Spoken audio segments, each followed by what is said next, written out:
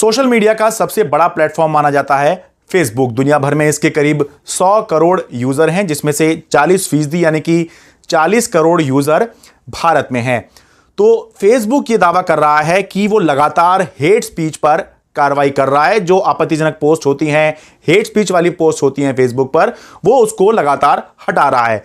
लेकिन जब गुरुवार को दिल्ली विधानसभा की शांति और सद्भाव समिति की बैठक में फेसबुक से पूछा गया कि क्या उसने भारत के संदर्भ में हेट स्पीच की कोई परिभाषा तय की है, तो इसका फेसबुक ने कोई सीधा जवाब नहीं दिया। दरअसल आप जानते ही हैं कि फरवरी 2020 में उत्तर पूर्वी दिल्ली में सांप्रदायिक दंगे हुए थे। तो इन दंगों में सोशल मीडिया का क्या रोल था, कैसा रोल था, इस बात की जांच कर रही है दिल्ली विधानसभा की शांति और सद्भाव समिति, जिसके अध्यक्ष हैं आम आदमी पार्टी के विधायक राघव चड्ढा। तो शांति और सद्भाव समिति की बैठक में गुरुवार को फेसबुक इंडिया के पब्लिक पॉलिसी डायरेक्टर शिवनाथ ठकुरवाल पेश हुए। उनसे पूछताछ की गई। उनसे पूछा गया कि इन दंगों के दौरान जो आपत्तिजनक पोस्ट थी, जो सांप्रदायिक पोस्ट थी, उनको हटाने के लिए फेसबुक ने क्या और किस तरह के कदम उठाए। तो फेसबुक ने सांप्रदायिक दंगों पर, ये जो उत्तर पूर्वी दिल्ली में दंगे हुए थे, इन पर सीधा कुछ भी बोलने से मना कर दिया। उन्होंने कहा कि हम इस पर कमेंट नहीं करेंगे, लेकिन हम एक जनरल बात आपको बता सकते हैं कि हम किस तरह की कार्रवाई, जो इस तरह की जो समस्या पैदा करने वाली पोस्ट होती हैं, उनके ऊपर क्या कार्रवाई कर रहे हैं। बहुत से उन्होंने अपने मेजर्स बताए, तरीके बताए क्या वो कार्रवाई कर रहे हैं। और उन्होंने ये दावा किया कि अब इस जो हेट स्पीच वाली पोस्ट हैं, वो अब 0.03% यानी अब ना के बराबर ही रह गई हैं कि 10,000 जो पोस्ट होती हैं न्यूज़ फीड के अंदर, उनमें से केवल 3 ही अब जो है हेट स्पीच मिल रही हैं। Significantly, during the Delhi riots, many incendiary and communally sensitive posts from India have got amplified on Facebook. What measures have been taken or have been carried out by Facebook India, in order to take down such posts, or remove such posts from your platform? Respected Chair, when it comes to the specific instance that you're talking about, I would continue to exercise my right not to comment on that specific instance, but you raise a very important issue of what we do to remove problematic content. And let me, if you allow me a minute, let me go through 2 or 3 different ways. The first of, given that we have to solve this problem at scale, we rely on machine learning tools and algorithms, so which is where we feel that our enforcement or our action is actually leading to the drop in the prevalence of problematic content on our platform.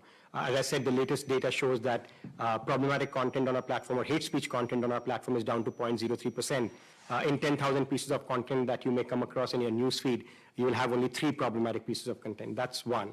लेकिन जब Facebook अधिकारी से पूछा गया कि क्या भारत के संदर्भ में फेसबुक ने हेट स्पीच को परिभाषित किया है, तो फेसबुक के अधिकारी ने इसका कोई सीधा जवाब नहीं दिया। राघव चड्ढा बार बार पूछते रहे कि क्या कोई परिभाषा है, फेसबुक ने कोई परिभाषा तय की है जिसके आधार पर यह तय होता हो कि हां, भारत के संदर्भ में ये एक परिभाषा है और इसके हिसाब से ये हेट स्पीच मानी जाती है। तो क्या कोई परिभाषा है?